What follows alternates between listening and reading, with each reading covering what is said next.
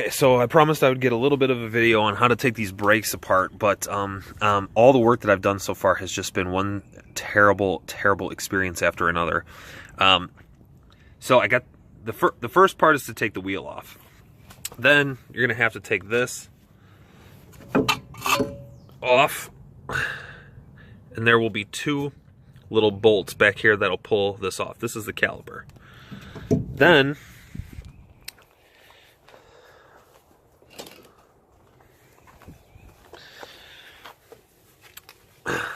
so that's the caliper. You're also going to have to take this off if you want to replace the actual rotor, and this is the caliper bracket. So when I took this off, I snapped off one of the bolts, so I had to go buy another one of these. And I got the wrong size, so I had to go back and buy more.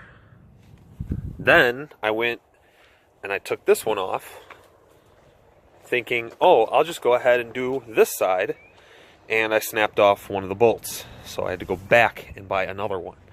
So we got the new caliper brackets here. It's the old one. We're going to swap them out, put the caliper brackets on first, and I'll show you guys what that looks like when it's done.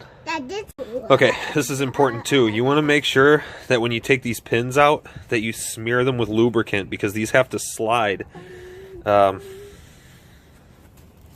in and out of here real easily in order for the caliper to close and open properly. It'll have a little rubber gasket on, and you just throw that on there. But make sure that you got a ton of lube on that. The caliper brackets actually came with this lube, so that's what I'm going to use for it. Boom, that's what it looks like when it's done. I got a little bit too much on the outside of this, so I'm going to clean that up with one of the shop towels, and then I'll attach this back onto the car, and you'll see what that looks like in a second here. And just to reiterate, like, these pins, they need to slide in there really easily, so you want to make sure that, like, you got a ton of that stuff in there. Like, that is supposed to be happening on both ends.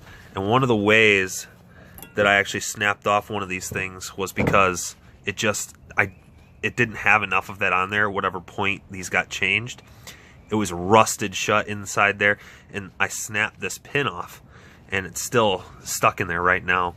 So I'm going to rotate it around and give it a few presses and make sure that it's nice and lubed up in there. It's got to be smooth.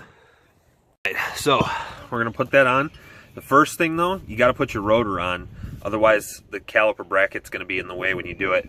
I left this out. This is new. It's got some rust on it. I'm going to clean that up, and then I'm going to go ahead and throw it on there. Okay, so mounted it up there. I brushed off a little bit, and the brakes sometimes come with like weird oils on them and protectants, so that it doesn't get rusted like that actually when it's sitting in the box in the warehouse. So you have to take some brake clean and spray this off.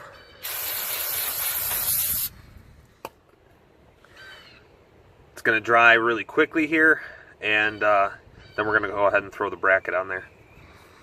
Okay, so that's what it's going to look like. Caliper's on there. This bolt right there, this one and this one, need to be tightened up really tight. You want to make sure that you clamp those down extra tight. I'm not sure what the foot poundage is, but you want to make sure that you get those extra tight. I'm going to look up the specs and make sure that I get them that tight. All right, now that those are snugged down nice and tight, you're going to throw your pads on there. One of them has this little loop-de-loop, and that's actually a pad indicator, a wear indicator. Once the pad has worn down a specific depth, this thing is going to scrape on the rotor and let you know that you need to change your brakes. So we're just going to go ahead, and these actually just slide in there.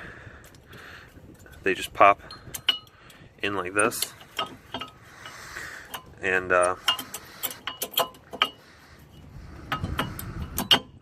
just like that. And the other one will go on the other side. In the back.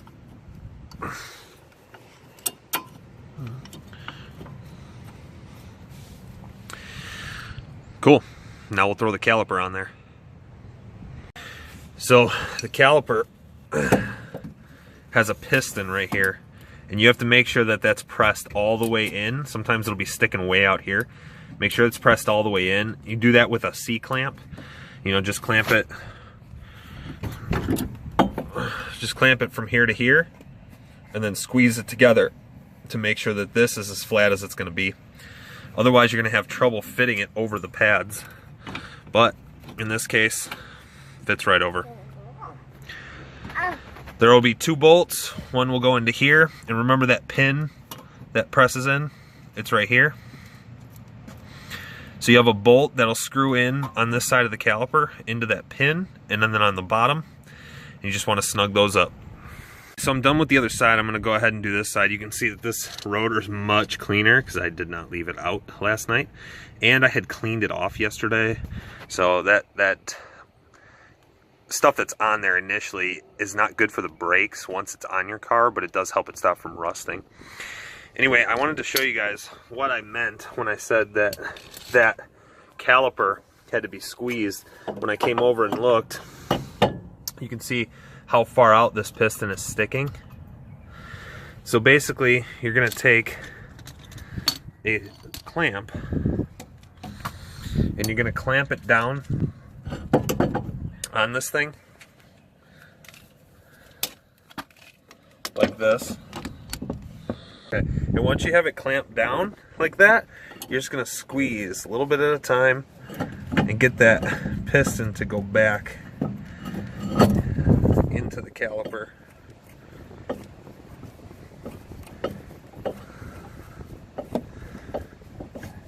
And all you're doing with this is making room for the new pads.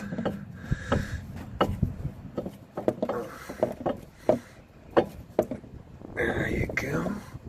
Now once it's in, it's going to stay in, so you can immediately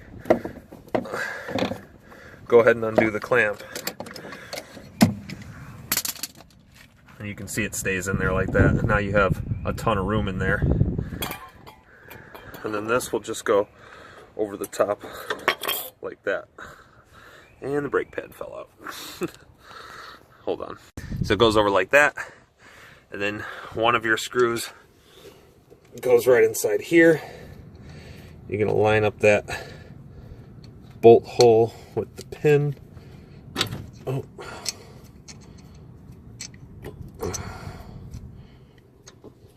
It takes a little doing to get it in there.